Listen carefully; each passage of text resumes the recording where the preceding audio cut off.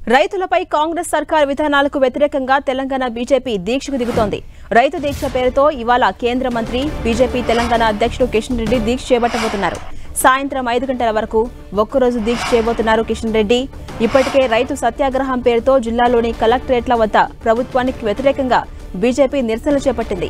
ప్రభుత్వం నుంచి ఎలాంటి స్పందన రాకపోవడంతో అధ్యక్షుడు దీక్షకు దిగుతున్నారు.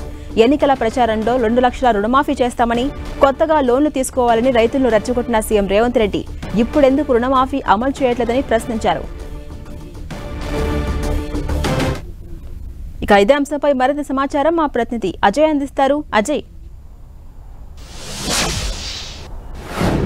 మనం చూసుకోవచ్చు రైతు సమస్యల మీద బీజేపీ ఈరోజు దీక్షకు దిగుతుంది. ప్రశ్నిస్తున్న తెలంగాణ పేరుతో ఈ కార్యక్రమాలు రాష్ట్ర వ్యాప్తంగా రైతులకు మద్దతుగా, ప్రజలకు మద్దతుగా ఇప్పటికే బీజేపీ చేపట్టినటువంటి పరిస్థితి మనం చూసుకోవచ్చు.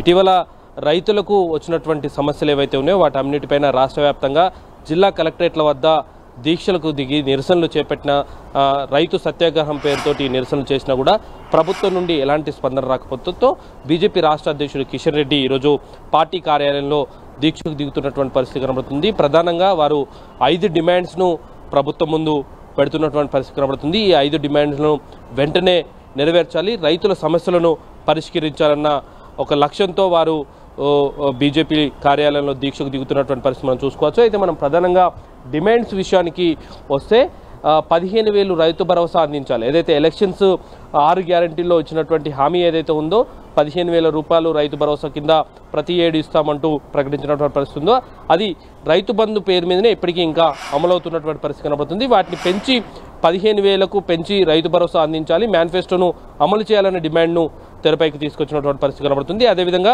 వరికి 500 బోనస్ అందించాలనే డిమాండ్ కూడా పెట్టుకోవడం జరిగింది. మనం చూసుకోవచ్చు మేనిఫెస్టోలో రైతులకు ఏదైతే వరి ధాన్యానికి 500 బోనస్ అందిస్తాం, ఎంఎస్పీ కంటే పైన అందిస్తామంటూ కూడా చెప్పి ఓట్లను దండుకున్నటువంటి కాంగ్రెస్ ప్రభుత్వం ఇప్పటికే వరి ధాన్యాలు కళ్ళంలోకి వచ్చినప్పటికీ కూడా వాటిని వరికి 500 బోనస్కు సంబంధించి ఇప్పటివరకు నిర్ణయం తీసుకోకపోవడంతో నష్టపోతున్నటువంటి రైతులకు న్యాయం చేసే విధంగా 500 బోనస్ అందించాలంటూ కూడా వారు చెప్తున్నటువంటి పరిస్థితి కనబడుతుంది. మనం చూడవచ్చు కొంత కరువు రావడంతో రైతులు నష్టపోయినటువంటి పరిస్థితి, చాలా ప్రాంతాల్లో నీరు అందక పంటలు కూడా ఎండిపోయినటువంటి పరిస్థితి మనకు కనబడుతుంది. అట్లా నష్టపోయినటువంటి రైతులకు పంట నష్టం కింద ప్రతి ఎకరాకు 25,000 అందించాలన్న డిమాండ్ను కూడా తెరపైకి తీసుకొచ్చినటువంటి పరిస్థితి మనం చూడవచ్చు. అదేవిధంగా 2 లక్షల రుణమాఫీ, ఏదైతే ఎలక్షన్స్ ముందు మీరు ఇప్పుడు ఉన్నటువంటి రుణాలను కేసీఆర్ మాఫీ చేస్తున్నాను అనుకోకూరి, వెంటనే వెళ్ళి 2 లక్షల రుణం తీసుకోండి, కాంగ్రెస్ అధికారంలోకి వచ్చిన వెంటనే 2 లక్షల రుణమాఫీ కూడా చేస్తామంటూ ప్రకటించడం జరిగింది. దాన్ని కూడా అమలు చేయాలని వీరు డిమాండ్ చేస్తున్నటువంటి పరిస్థితి కనబడుతుంది. మరొక వైపు 12,000 రైతు కూలీలకు అకౌంట్లో వేస్తాము, వాళ్లకు న్యాయం చేస్తామని చెప్పినటువంటి కాంగ్రెస్ ప్రభుత్వం కూడా వారిని మోసం చేసింది. వెంటనే 12,000 రూపాయలను కూడా రైతు కూలీలకు అందించాలన్నటువంటి 5 డిమాండ్లను నెరవేర్చాలని ఈరోజు దీక్షకు దిగుతున్నటువంటి పరిస్థితి మనం చూడవచ్చు. Right, thank you Ajay.